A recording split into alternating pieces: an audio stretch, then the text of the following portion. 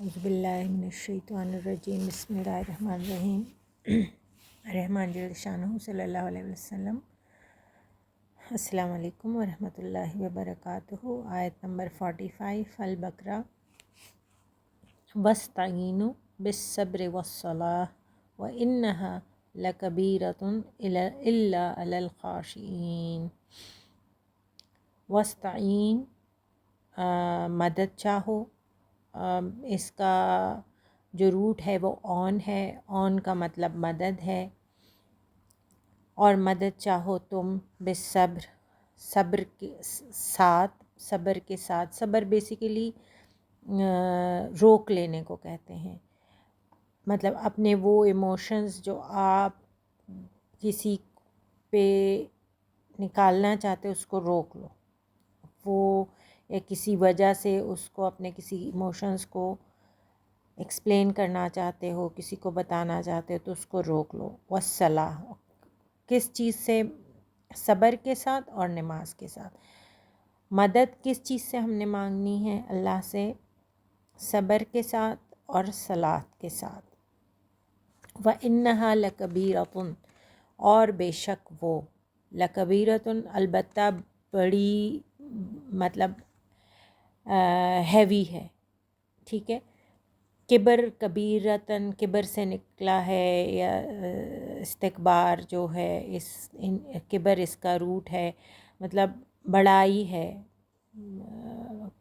یا بڑی چیز ہے۔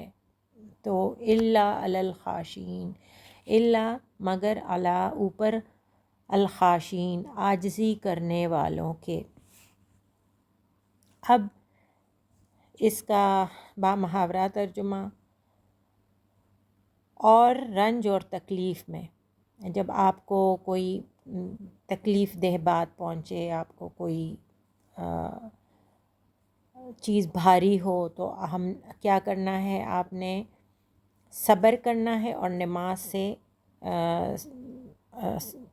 مطلب صبر کر کے آپ نے نماز کی طرف جانا ہے۔ تو نماز سے مدد لیا کرو، اور بے شک نماز گراں ہے، نماز مشکل کام ہے۔ اللہ خود ہی فرما رہے ہیں، کیوں، کن کے لیے مشکل ہے؟ جو پہلے ہی نماز فرض بھی نہیں پڑھتے تو ان کے لیے اس وقت 2 نفل بھی پڑھنا مشکل ہے، تو ایسے لوگوں کے لیے مشکل ہے، یا منافقین کے لیے بھی مشکل ہے، مشرکین کے لیے بھی مشکل ہے، مطلب ڈفرینٹ کیٹیگریز کے لوگ ہیں نا، جن کے لیے نماز، فرض نماز بھی مشکل ہے۔ تو اللہ پاک کو پتہ ہے ہماری نیچر کا، اللہ نے ہمیں بنایا ہے کہ ہم لوگ کتنے نافرمان ہیں اللہ کے، تو اللہ کو پتہ ہے۔ تو اللہ پاک فرما رہے ہیں کہ بے شک نماز گراں ہے، مگر ان لوگوں پر گراں نہیں۔ پھر اللہ خود ہی ڈیفائن کر رہے ہیں کہ جو عاجزی کرنے والے ہیں، جو خشیت رکھنے والے ہیں اللہ سے، ان کے لیے کوئی مشکل نہیں ہے۔ اسی خشیت کو اگلی آیت میں پھر ڈیفائن بھی کیا جائے گا۔ خشیت بیسیکلی یہ نہیں ہے کہ ہم، کچھ لوگوں نے اس کا ترجمہ ڈرنے والا کیا ہے، کسی نے کچھ کیا، کسی نے کچھ کیا، لیکن خشیت بیسیکلی اللہ جل شانہ کا وہ ایلیمنٹ ہے کہ اگر کسی کو بھی، کسی بھی مومن مسلمان کو اللہ کی وحدانیت، اللہ کے رحمت، اللہ کی بڑائی، اللہ کی عظمت، اللہ کی شان کا پتہ چل جائے، تو وہ تو عاجز ہو کر اللہ کے سامنے جھکا ہی رہے۔ ہمیں جب کسی بڑے بندے سے کام ہوتا ہے تو ہم کیسے سر جھکا کے، سینے پہ ہاتھ رکھ کے، جی بڑی اپنے آپ کو مظلوم شخصیت بنا کے کسی جس سے بھی کام ہو تو اس کے سامنے پیش ہوتے ہیں۔ لیکن جو اللہ، جس نے حالانکہ وہ بندہ ہمیں دھتکار کے شاید 2 لاتیں مار کے باہر بھی نکال دے، لیکن اللہ جس نے، اللہ جل شانہ نے ہمارے جب کام بھی بنانے ہیں، ہم نے ان کے سامنے نہیں جا کے پیش ہونا، ہم نے نہیں جھکنا، ہم نے عاجزی نہیں کرنی۔ تو بس یہ بیسیکلی یہ اس میں آیت میں ہے۔ اس میں میں کچھ حوالے کچھ بتاؤں گی آپ کو آج۔ اس کے حدیث مبارکہ ہے، نبی صلی اللہ علیہ وسلم نے فرمایا، نماز روشنی ہے، صدقہ دلیل ہے، اور صبر روشنی ہے، ٹھیک ہے۔ یہ صحیح مسلم کی حدیث ہے 223۔ اچھا، اب یہ آیت جب نازل ہوئی تو یہ بنی اسرائیل کو یاد دہانی کے طور پر نازل ہوئی کہ مشکلات کے وقت صبر اور نماز کے ذریعے اللہ سے مدد مانگنی چاہیے۔ یہ نصیحت ہر مسلمان کے لیے ہے۔ وہی والی بات کہ ٹائم تو وہ بنی اسرائیل کو ہدایتوں کا تھا، کیونکہ اللہ پاک چاہتے تھے کہ جتنی یہ جو لوگ ہیں یہ لوگ دین اسلام کی طرف آ سکتے ہیں آ جائیں، لیکن اب جب قرآن تو ظاہر ہے ہم مسلمان پڑھتے ہیں، ہمارا اس پہ یقین ہے، ہم اس کے لیے جو ہے ہمارے لیے خاص ہے، یہ مطلب اتاری تو سب کے لیے گئی ہے، تمام انسانیت کے لیے، لیکن ہمارے لیے خاص ہے۔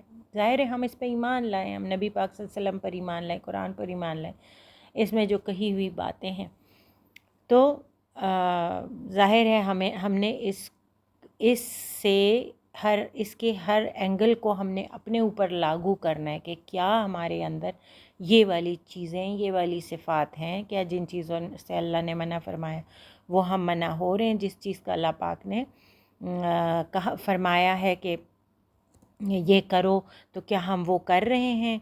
تو یہ اچھا، اب ایک اور آیت صبر کے بارے میں ہے کہ سورہ البقرہ کی آیت نمبر 153 ہے، اے ایمان والو صبر اور نماز سے مدد لو، بے شک اللہ صبر کرنے والوں کے ساتھ ہے۔ صبر کا میں نے آپ کو بتایا کہ صبر کا مطلب ہے رک جانا، مطلب روک لینا۔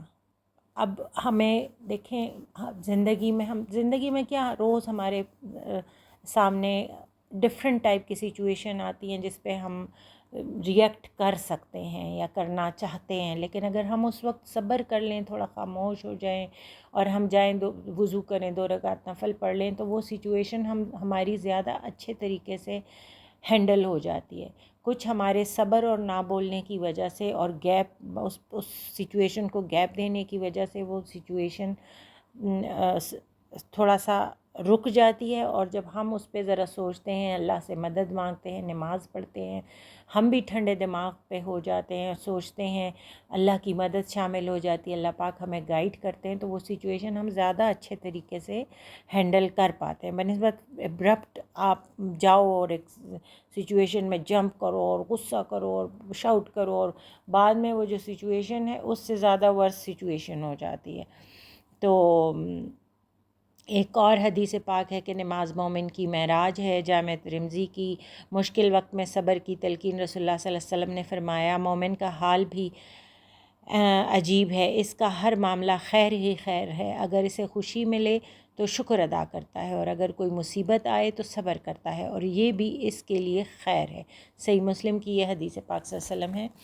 تو دیکھیں نا، اب اس حدیث سے ہی آپ دیکھ لینا کہ مومن کہ اگر ایک بندہ مومن ہے، وہ خشیت رکھتا ہے اللہ پاک سے، اور وہ اس کو جو ہے کوئی معاملہ درپیش ہو گیا، ٹھیک ہے، تو اس کے لیے اللہ پاک نے کیوں خیر رکھی کہ اگر اسے خوشی ملے تو شکر ادا کر دیتا ہے، ٹھیک ہے، اللہ پاک کے 13 لاکھ شکر، اور اگر کوئی مصیبت اس پہ آ گئی تو وہ چپ ہو جاتا ہے، خاموش ہو جاتا ہے، سائڈ پہ ہو جاتا ہے۔ ظاہر ہے جیسے میں نے ابھی پچھلے میں کہ انسان بعد میں جب کول مائنڈڈلی سوچتا ہے تو وہ چیزیں زیادہ امپیکٹ اچھا اس کا آ جاتا ہے۔ تو یہ بس کچھ اس کی ریفرنسز تھے۔ ایک اور آیت ہے سورہ المومنون کی، یقیناً وہ لوگ کامیاب ہو گئے جو اپنی نمازوں میں خشوع اختیار کرتے ہیں۔ تو اسی طرح رسول پاک صلی اللہ علیہ وسلم کی ایک حدیث پاک ہے کہ جب بھی کوئی مشکل پیش آئے تو آپ نماز کی طرف رجوع کریں، ٹھیک ہے۔ تو آپ صلی اللہ علیہ وسلم نے فرمایا صبر کے بارے میں بھی کہ کسی کو صبر سے بہتر اور وسیع عطیہ نہیں دیا جا سکتا۔ صحیح بخاری اور صحیح مسلم کی حدیث ہے۔ نماز میں راحت کے بارے میں نبی پاک صلی اللہ علیہ وسلم نے فرمایا، سنن نسائی کی حدیث ہے، اور میری آنکھوں کی ٹھنڈک نماز میں ہے۔ خشوع کی اہمیت پہ رسول پاک صلی اللہ علیہ وسلم نے فرمایا، بندہ نماز سے فارغ ہوتا ہے اور اس کے لیے اس کا صرف 10واں، 9واں یا 8واں حصہ لکھا جاتا ہے جتنا خشوع اختیار کیا ہو۔ اب دیکھیں خشوع نماز میں جس قدر زیادہ ہوگا اس کی قبولیت کا درجہ اسی قدر اعلیٰ اور افضل اور ارفع ہوگا۔ تو یہ کچھ احادیث پاک ہیں، اور ایک اور حدیث ہے کہ بے شک ایک اور آیت ہے سورہ طٰہٰ کی آیت نمبر 14 کہ بے شک میں ہی اللہ ہوں، میرے سوا کوئی معبود نہیں، بس میری عبادت کرو اور میری یاد کے لیے نماز قائم کرو۔ دیکھیں اللہ کی یاد بھی، نماز بھی اللہ کی یاد ہے، اللہ کا ذکر ہے، کیونکہ یہاں پہ وَأَقِیمُوا الصَّلَاةَ لِلذِّکْرِ، تو ذکر میں نے آپ کو پہلے بھی ذکر کیا پچھلی آیات میں، کہ ذکر کے معنی کے بارے میں، کہ ذکر کا معنی بہت وسیع ہے، تو یہاں بھی وہی بات ذکر ہوئی ہے۔ اللہ پاک ہمیں ان پر ثابت کرنے اور چلنے کی توفیق عطا فرمائے، اور جو ہم نے پڑھا اچھی بات، اس پر ہم سب کو عمل کی اور خالص نیت کی اور اخلاص کی اور استقامت کی